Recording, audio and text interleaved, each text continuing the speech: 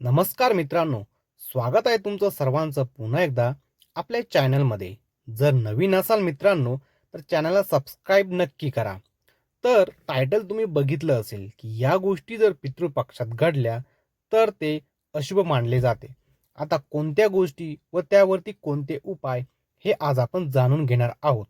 तर पितृपक्षाचा हा शेवटचा आठवडा सुरू आहे मित्रांनो. आपल्या पितरांना गती मिळावी म्हणून आपण श्राद्ध करतो, दानधर्म करतो, तसेच नैवेद्य सुद्धा दाखवतो. काकच्या रूपामध्ये ते नैवेद्य ग्रहण करतात. मात्र काकने जर नैवेद्य ग्रहण जर केला नाही तर पित्र आपल्यावरती नाराज झाले असा आपल्या मनात विचार येतो. ही गोष्ट पितृपक्षामध्ये अशुभ मानली जाते.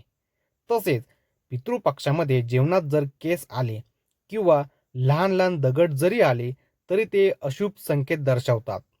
मित्रांनो, या काळात आपले पूर्वज जर स्वप्नात आले आणि ते रडताना दिसले किंवा नाराज दिसले तरी त्याचा परिणाम आपल्या आर्थिक जीवनावर होऊ शकतो.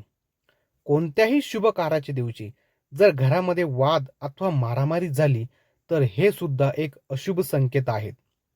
तर आता आपण या गोष्टींवरती उपाय बघूया. तर त्यातला पहिला उपाय, आपल्या घरी जर गाय असेल तर तिला नियमितपणे चारा टाका, पाणी द्या किंवा नसेल तुम्ही शहरात राहत असाल तर काहीतरी दान करून या. 2.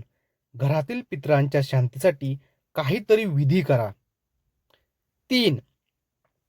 श्री भगवान शंकराचे ध्यान करा. हे खूप महत्वाचं आहे मित्रांनो. त्यानंतर 4. कावळ्यांना तसेच गाईला अन्नदान करा. तर ह्या गोष्टी त्यावरती उपाय आहेत मित्रांनो, आणि याच्या माध्यमातून तुम्ही त्यावरती मात करू शकतात. तर व्हिडिओ आवडली असेल व्हिडिओला लाईक जरूर करा. भेटूया पुढच्या व्हिडिओमध्ये.